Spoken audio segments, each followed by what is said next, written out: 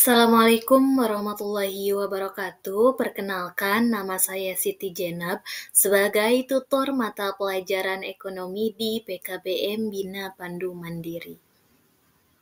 Halo warga belajar semuanya, pada pertemuan kali ini di kelas 11 semester 1, kita akan membahas mengenai konsep ketenagakerjaan. Pada video sebelumnya, kita telah membahas mengenai pertumbuhan dan pembangunan ekonomi. Nah, tenaga kerja di sini merupakan salah satu faktor yang penting untuk mencapai pembangunan ekonomi. Permasalahan yang berkaitan dengan ketenaga kerjaan seringkali dihadapi oleh banyak negara termasuk Indonesia. Nah, untuk itu, supaya negara kita itu menjadi pertumbuhan ekonominya semakin baik, pembangunan ekonominya juga semakin baik, maka perlu upaya yang dapat dilakukan untuk meningkatkan tenaga kerja yang baik, salah satunya dengan memberikan pelatihan guna meningkatkan keterampilan tenaga kerja sehingga dapat mengurangi masalah ketenaga kerjaan. Pembahasan yang pertama yaitu mengenai konsep ketenagakerjaan.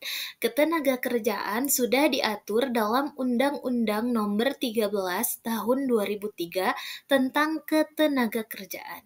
Ketenagakerjaan adalah segala hal yang berhubungan dengan tenaga kerja pada waktu sebelum, selama, dan sesudah masa kerja. Jadi, konsep ketenagakerjaan ini sudah ada dalam undang-undangnya, yaitu dalam UU Nomor 13 Tahun 2003. Nah, yang selanjutnya ada pengertian tenaga kerja. Tenaga kerja merupakan setiap orang yang mampu melakukan pekerjaan guna menghasilkan barang dan atau jasa baik untuk memenuhi kebutuhan sendiri maupun masyarakat. Nah, kalau ketenaga kerjaan itu merupakan prosesnya, sedangkan kalau tenaga kerja itu merupakan orang yang bekerjanya, seperti itu. Yang kedua ada kriteria tenaga kerja. Yang pertama ada tenaga kerja terdidik. Tenaga kerja terdidik merupakan seseorang yang memiliki keahlian atau pengetahuan di bidang tertentu.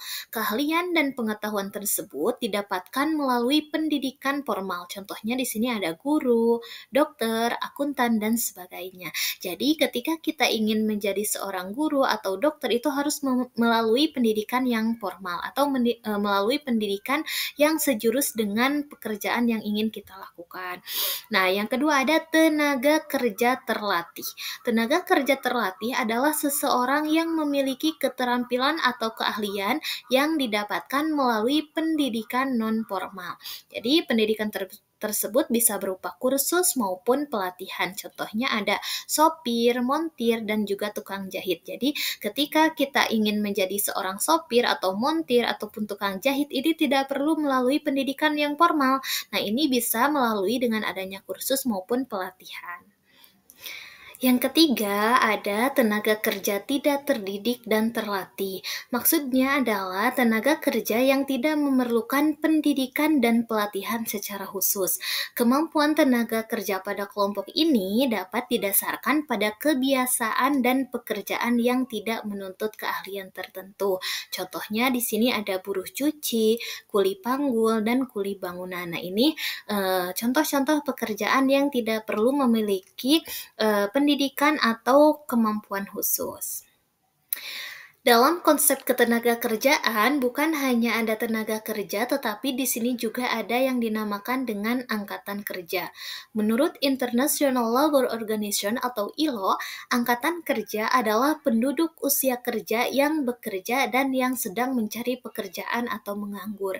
Badan Pusat Statistik atau BPS menyatakan penduduk yang termasuk angkatan kerja adalah penduduk yang usia kerja 15 tahun ke atas yang bekerja atau punya pekerjaan, sementara tidak bekerja dan pengangguran. Nah, itu yang dinamakan dengan angkatan kerja. Jadi penduduk yang usia 15 tahun baik itu yang bekerja atau punya pekerjaan atau tidak bekerja atau pengangguran.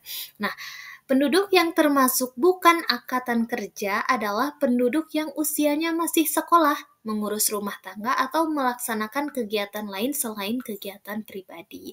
Nah, itu perbedaan antara angkatan kerja dan penduduk yang bukan termasuk angkatan kerja. Yang ketiga ada kesempatan kerja. Kesempatan kerja dapat diartikan sebagai permintaan akan tenaga kerja. Permintaan tenaga kerja adalah prinsip ekonomi yang berasal dari permintaan untuk output perusahaan. Jika permintaan terhadap output atau barang dan jasa perusahaan meningkat, perusahaan akan membutuhkan lebih banyak tenaga kerja sehingga akan dapat mempekerjakan lebih banyak tenaga kerja. Jadi maksudnya di sini ketika peminat barang dan jasa itu semakin banyak ya, maka perusahaan itu membutuhkan output yaitu tenaga kerja. Maka ketika barang dan jasa dalam perusahaan itu dalam suatu perusahaan itu meningkat, maka tenaga kerja yang dibutuhkan juga semakin meningkat. Yang selanjutnya kita akan membahas mengenai permasalahan-permasalahan dalam ketenaga kerjaan. Masalah dalam ketenaga kerjaan berkaitan tentang bagaimana tenaga kerja mendapatkan hak dan menjalankan kewajiban. Di Indonesia sendiri yang memiliki jumlah masyarakat yang banyak, tentunya memunculkan masalah ketenaga kerjaan yang beragam. Contohnya di sini rendahnya kualitas tenaga kerja. Pendidikan atau pelatihan yang baik akan menghasilkan tenaga kerja yang baik. Nah, ketika dalam suatu negara itu kualitas tenaga kerjanya rendah, maka ini akan menghambat dalam proses pertumbuhan dan pembangunan perekonomian di suatu negara.